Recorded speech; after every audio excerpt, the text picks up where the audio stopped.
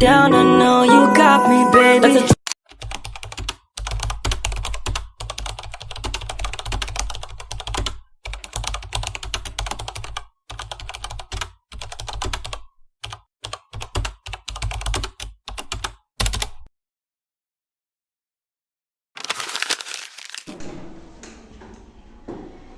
Oke, kita mulai. Assalamualaikum warahmatullahi wabarakatuh.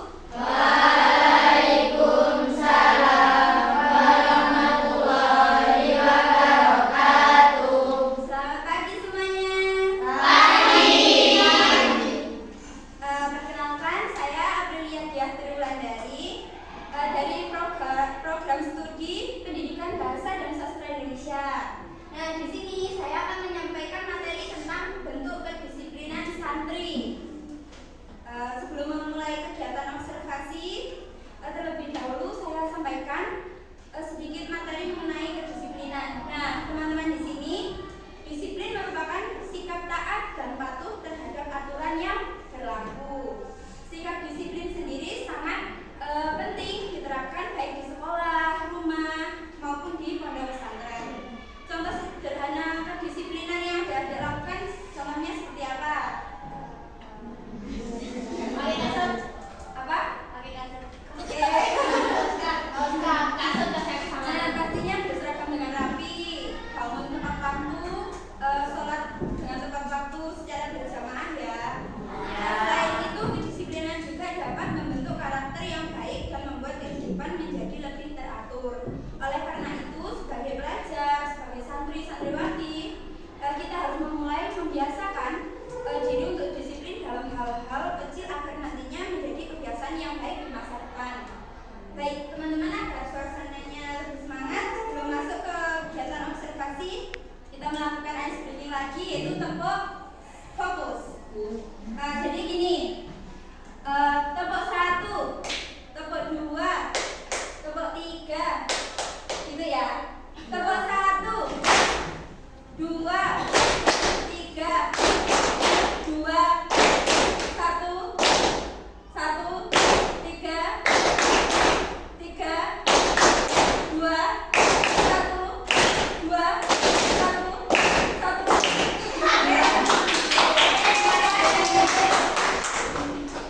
Semoga kegiatannya berjalan dengan lancar. Baik, yang pertama yaitu ada pengertian dari kedisiplinan. Nah, kedisiplinan sendiri yaitu sikap taat terhadap peraturan, tata tertib serta norma yang sedang berlaku. Di pondok pesantren sendiri atau lingkungan, kedisiplinan menjadi salah satu nilai utama yang harus dimiliki setiap santri atau santriwati.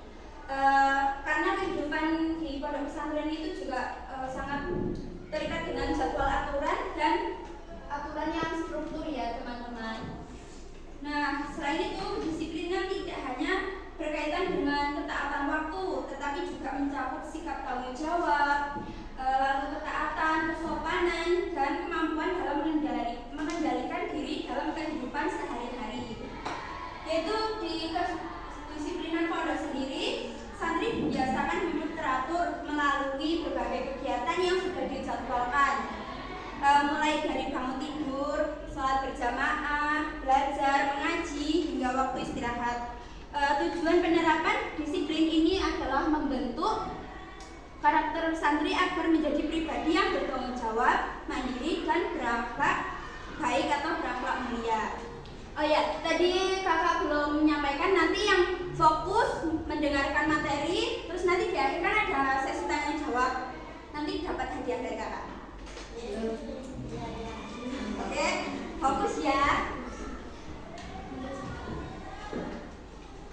Nah, selanjutnya yaitu ada bentuk kedisiplinan. Di sini ada 4 kedisiplinan, yaitu ada disiplin waktu, menaati peraturan, disiplin belajar, dan disiplin beribadah. Nah, di sini juga ada terkait pengertian-pengertian. Disiplin pondok biasanya diterapkan melalui tata tertib pondok pesantren, jadwal kegiatan harian, kegiatan mengikuti ibadah berjamaah, lalu aturan berpakaian, pembatasan penggunaan barang tertentu, dan yang terakhir yaitu ada sistem penghargaan dan hukuman. Nah, disiplin waktu yaitu datang tepat waktu dan mengikuti jadwal kegiatan. Tadi ada udah tepat waktu apa tidak? Tidak. Ada yang terlambat? Tidak. Nah, contohnya yaitu disiplin waktu, bangun pagi dengan tepat waktu. Yang kedua yaitu datang ke kelas sebelum pelajaran dimulai. Dan yang terakhir yaitu mengikuti sholat berjamaah dengan tepat waktu. Tadi ada yang kesiangan sholat subuh? Tidak. Selanjutnya yaitu ada disiplin belajar. Di sini santri diwajibkan mengikuti kegiatan belajar dengan tata tertib yang sungguh-sungguh. Contohnya yaitu mengerjakan tugas, mengerjakan PR, lalu membawa perlengkapan belajar. Ada yang nggak membawa buku? Lalu yang terakhir yaitu ada mendengarkan penjelasan dari guru atau ustadz-ustadzahnya.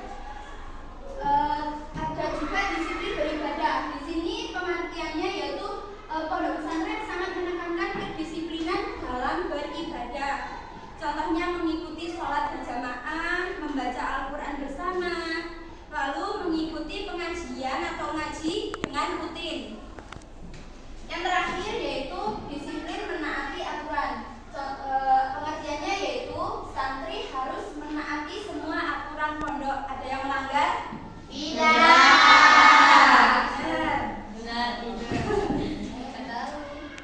Contohnya seperti memakai pakaian sesuai ketentuan, menjaga kebersihan kamar. Di sini siapa yang kamarnya kotor? Ayo.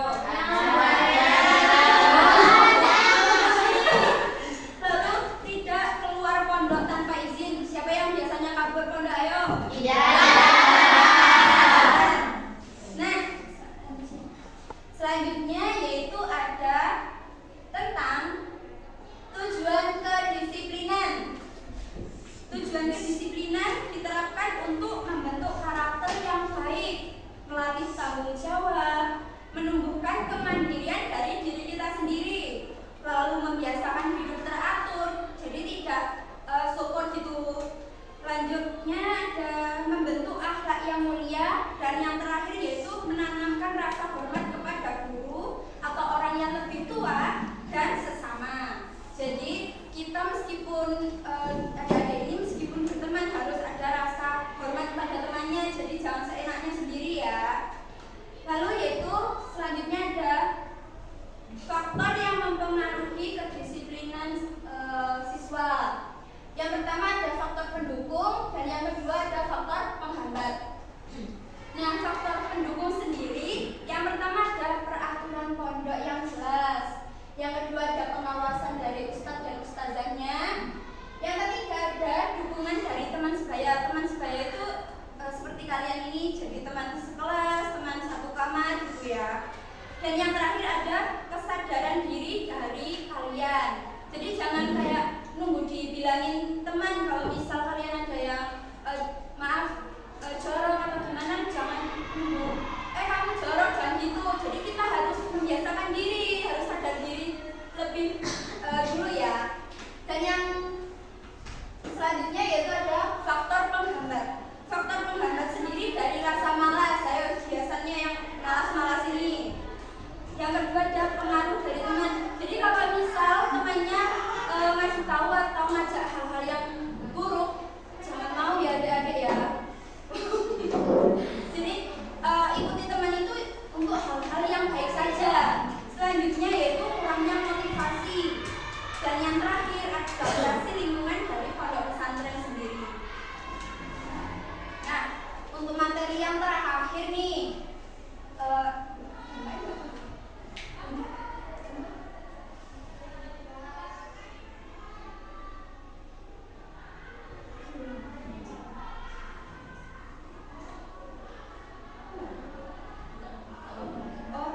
di sini mohon maaf di proyektornya terhapus begini. Ada dampak dari kedisiplinan. Dampak yang pertama yaitu ada dampak tentang positif. Jadi seperti santri lebih bertanggung jawab lagi, terbiasa menghargai waktu, lalu ada memiliki sikap mandiri, dan prestasi belajar meningkat. Dan yang terakhir yaitu kehidupan pondok menjadi lebih tertib, jadi tidak amburadul gitu. Dampak negatifnya yaitu melanggar aturan pondok. Biasanya yang melanggar tertinggal pelajaran.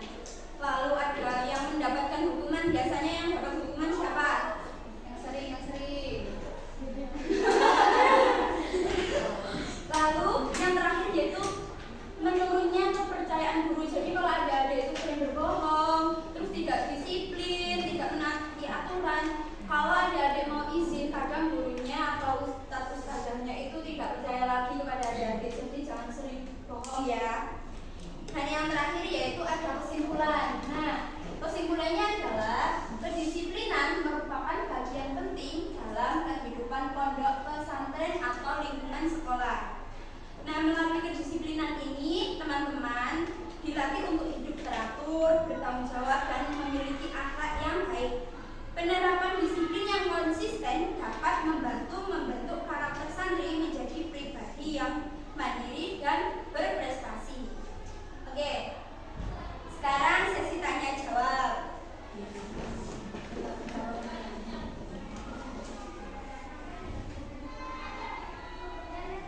Bentar ya.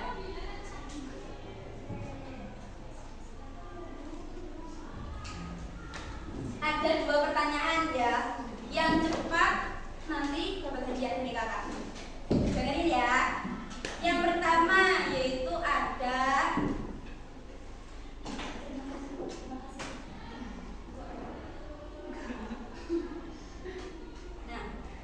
apa faktor penghambat dari kedisiplinan?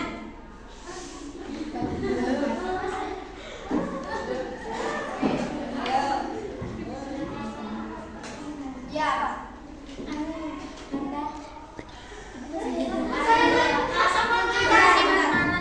apa? Sifat malas. Ya, terus apa lagi minimal 3? Kan bagian dari mungkin boleh berdiri, Kak. Ya, mungkin boleh berdiri dulu sambil perkenalan ya. Iya. Ya. Perkenalkan nama saya Amida dan Komedi dari Amida. Oh, Amida. Oke. 1. Tentunya sebab males. Ya. 2. Kurangnya motivasi. 1 lagi. 3. Ajaran dari teman di sini. Oh, oke, benar. Low ya, low. Aku. Ayo jawab dulu. 1, 2, 3. 1, 2, 3. Ya, terima kasih kan enggak usah. Tepuk tangan buat. Ayo, 1 soal lagi.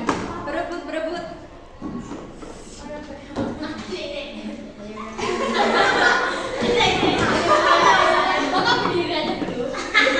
Angkat tangan dulu, terus nanti tak tunjuk ya siapa yang angkat tangan dulu ya. Cepetan ya.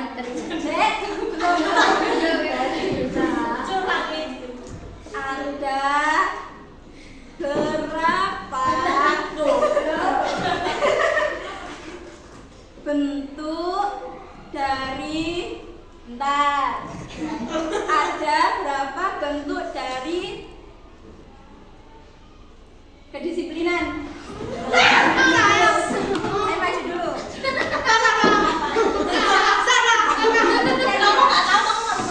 Perkenalkan nama saya Sarwala Madinah, biasa dipanggil Sarwa. Oh iya, coba. Ada 4.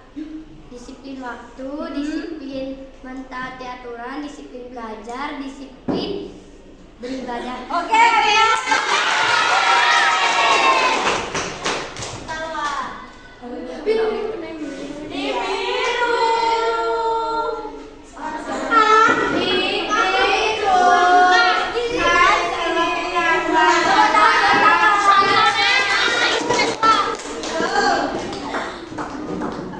Jadi itu ya materi dari saya.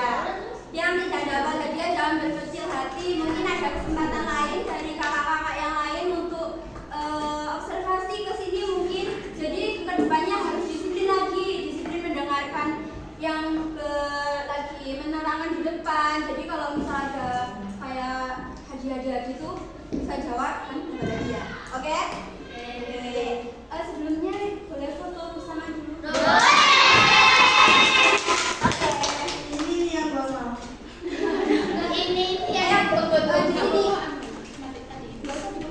Sudah selesai. Ini lagi.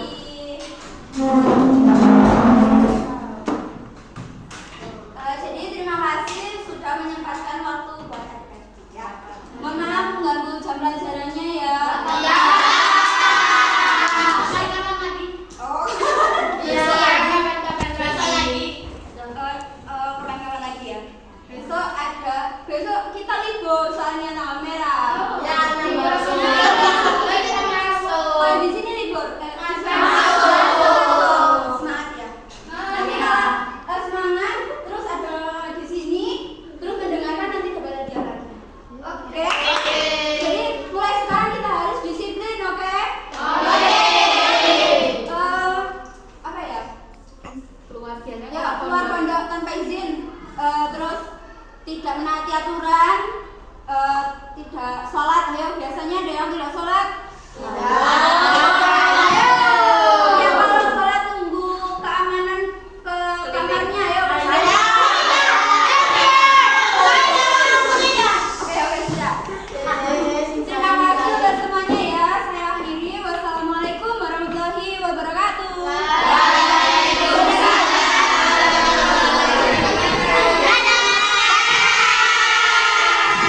Nanti kita up di YouTube ya.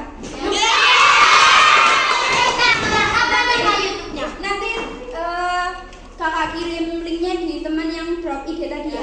Oke. Dilihat ya. Jangan lupa like dan subscribe.